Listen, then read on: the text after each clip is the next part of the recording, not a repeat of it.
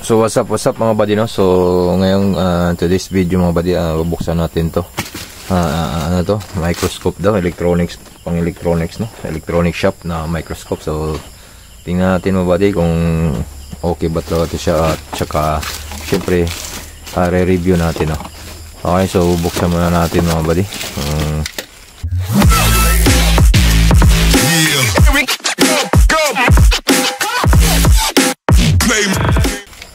Okay ba ito talaga siya? Kasi nakita ko sa mga review video is okay naman siya mga buddy. So try natin mga buddy kung talagang okay ba talaga siya. HD na rin pala ito mga buddy na yan. Okay, so yan siya mga buddy. Innovation beyond imagination, 5.5 inches nga pala ito LCD. So yan, 10 MP high extension. Okay buddy, ito yung portable LCD digital microscope, no? So i-review rin natin ito buddy. So before that, unboxing muna natin to. Okay, so tingnan natin kung anong laman ng box pag open natin. So focus na natin, i-live na natin, no? Yan, ibuksan na natin. So yan ang una natin makikita mga buddy, no? Ito, industrial microscope, ganyan siya mga buddy. Ito yung may user manual mga buddy, gamit natin. Yan, yun itong mga gamit dyan, no? Paano gamitin. So instruction dyan na rin, no? So okay, so ito yung main event, tingnan natin. Ito yung main event yung mga buddy.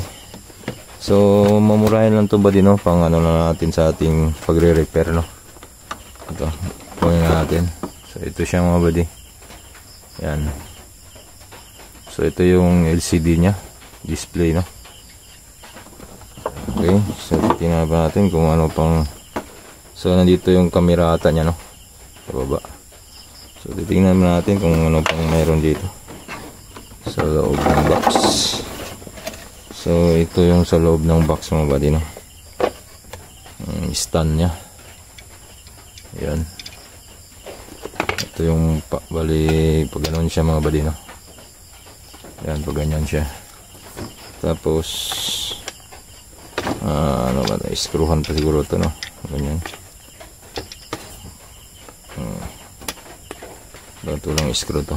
Ganyan lang siguro yan. Tumba to pag walang screw. Okay, so ito naman yung USB na charger, type C. Yan, type C. Sinsyahan nyo ng video, hindi no, gabi na kasi mga buddy, no? So okay buddy, install muna natin mga buddy, no? So yan buddy, install natin buddy. So ganyan lang pag-install yan mga buddy, no? Yan. So ganyan siya buddy, ganyan lang pag-install mga buddy, no? Ganyan siya. Tapos ito mga buddy, sa adjustment to, pababa. Ayan, ganyan mo siya pababa. Ayan. Tapos ito naman balik, anuhin mo, ikutin mo ulit pataas. So yan adjustment niya mga buddy, no? Tapos dito sa likod higpit. Okay, so tingnan natin, power on natin to. USB 5 volts. So ito mga buddy, no? So meron pa siya dito mga buddy, no? Sa likod, sa gilid, no? Sa likod, sa gilid ito. Ito solid adjustment, TF card to, memory card, no? Tapos ito 5 volts USB. Okay, so power on natin, no? So power on natin yan. Konti, yan. Saksak natin, sana yung free na USB dito. Ito natin.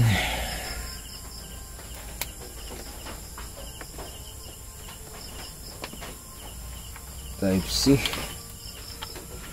Yan, type C yan naman ba dito? Ito, plug natin dito. So yan, umilaw na. Power on natin. Ito yung power on. Long press siguro to. First time ko pa rin itong gumamit, eh. Yan. So mayroon na siyang bali, no? So lagyan natin ng board kung malinaw ba, para makakita at least. Ayan, lagyan natin to. Test natin kung malinaw ba, no? So yun siya body, oh. Malinaw ang body, no?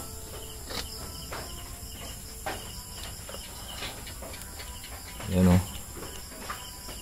Malinaw nga siya body. HD nga talaga. I-adjust mo yan, bababa naman siya. Ganon. Dito naman sa side, tingnan natin yung adjustment dito.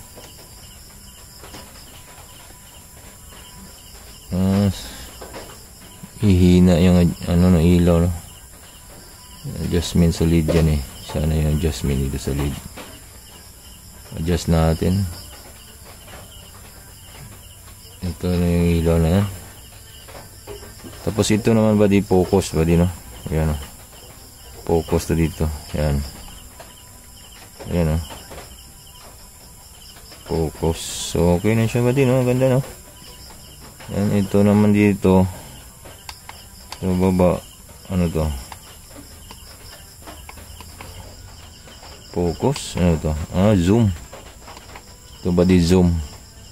Zoom dito, dito naman zoom out. Yan, okay. So dito naman sa kabila, manual, no? Yan. May record, exposure, date stamp. Okay. So may settings siya, may LCD brightness. So punta tayo sa LCD brightness. Paano kaya?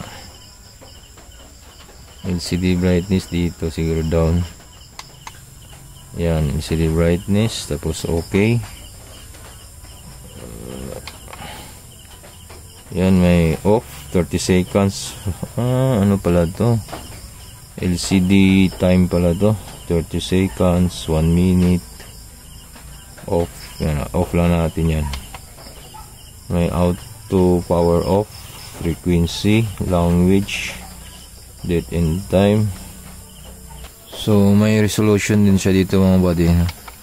Yan, may 1080p, 720p, no? So doon tayo sa pwedeng 720, 1080. So sa 1080 tayo select para mas maganda, no? Exit natin.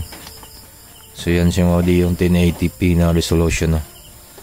Okay, so ayos siya, clear na siya mga buddy, no? Yan, kita natin. Okay, so yan ang lumabas mga buddy. So okay naman siya buddy, clear naman, no? Yan, ang ganda naman, clear naman siya mga buddy. Pwede na ito pang repair mga buddy, no? Kita naman siya, oh. Yan, clear naman. Yan, maganda buddy, no? Pwede naman siyang i-ano, tilt up. Pwede mo siyang i-tilt. Pwedeng pa ganon, pwedeng pa baba. Pwede mo siyang i-tilt. Pwede mo pa baba. Saan yung tilt nito? May tilt to eh. Alam ko may tilt to. Ganyan na siya mga buddy, no? Ito yung tilt niya. Pag ganon dito. Pag ganon siya, pwedeng pa ganon, no? Dito yan. Pero yung settings na yan, okay na yung settings na yan, no? Okay na yung settings na yan, no? So maganda rin mga buddy, no? Kung gusto nyo bumili, i-leave the link in the description na lang buddy, para i-click nyo na lang yung link, no? So okay, pang magre-repair kayo, kita na dyan, diba? May different na size nga pala ito mga buddy, yung LCD mga buddy, no? May 4, may 5.5. Ito 5.5 bata ito, pinuha ko 5.5 to. Okay, so ito yung ano niya mga buddy, no? Yun, naka-tilt siya. Pwede siyang straight, ganon, pababa, pataas, yan. Okay, so maganda rin pala gamitin to mga buddy, no? Clear na rin. So mura lang to siya buddy. Pwede na to pagtyagaan mo, kaysa naman bibili ka nung tag 5,000, 6,000, no? Na mamahalin. Ito okay na rin to eh. Nire-repair ka ng cellphone, ito maganda, no? Gamitin. Clear na siya, oh. Ano, kita naman sa camera, no? Ano, ayos na to. Yun pa. Pag ibaba mo siya buddy, dito. Diba? Dito yung babaan niya sa likod.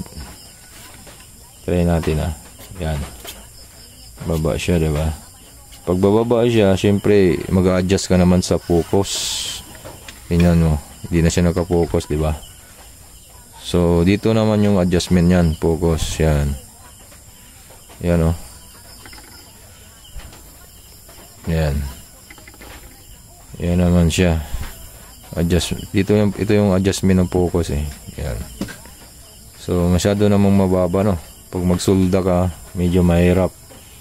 Pag may soldering ka pa ganun, medyo matamaan yung So, ayos na yung taas na yun. Dito, taas natin. So, try natin maximum yung taas mga buddy. Tapos adjust tayo sa focus, no? Yan. Yan na yung maximum niya mga buddy, no? Yan. Yan na yung maximum niya na taas. So, dito naman, focus naman, adjust natin kasi hindi na clear, no? So, focus naman. Dito lang ang focus, no? Adjust. Tingnan natin kung makuha pa sa adjust yung maximum na taas niya. So, yan, no? Kuha pa ba di, Yan, no? Kuha pa, Sira na palang IC na to. Putok na. Kita, Yan, no? Kita mo, putok na yung IC, no?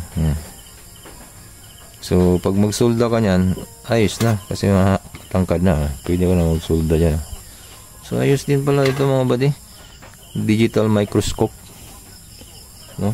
LCD portable. Yan, no? Portable LCD digital microscope. Ayos na rin. 10 megapixel na rin. Yan. Pwedeng jewelry. Textile industrial, biological inspection. Educational purpose inspection, print industrial. Pwede na sa mga electronics industrial inspection, PCB material dyan. Ganda. So ayos to mga buddy,